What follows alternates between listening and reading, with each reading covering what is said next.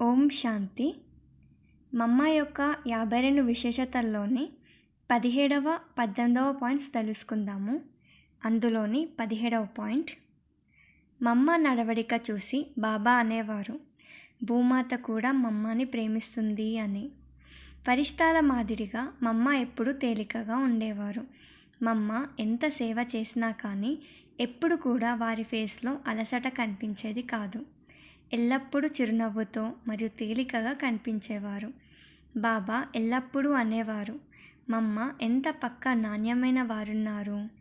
ఒక్క శివబాబాని మాత్రమే ప్రియునిగా చేసుకున్నారు, ఇంకెవరికి కూడా మనసులోని మాట వినిపించరు అని.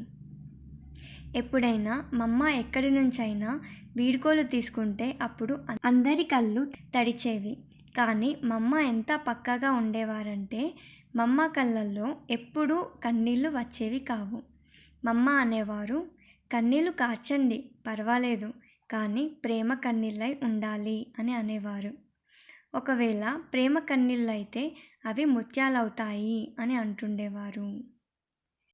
18వ పాయింట్, ఎల్లప్పుడూ అందరికీ సుఖం ఇవ్వాలి అని మమ్మ ఎల్లప్పుడూ అనేవారు. పంచతత్వాలకు కూడా దుఃఖం ఇవ్వకూడదు.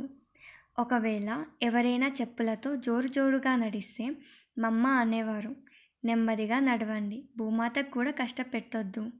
తత్వాలకు కూడా మీరు సుఖం ఇస్తే తత్వాలు కూడా మీకు సుఖం ఇవ్వగలుగుతాయి అని.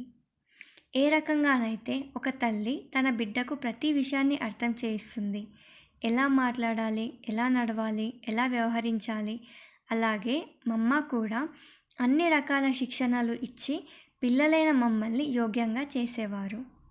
నేను ఎప్పుడూ మమ్మని చూసినా మమ్మ అలంకరించబడినట్లు కిరీటధారి శక్తి స్వరూపంలో కనిపించేవారు. ఓం శాంతి.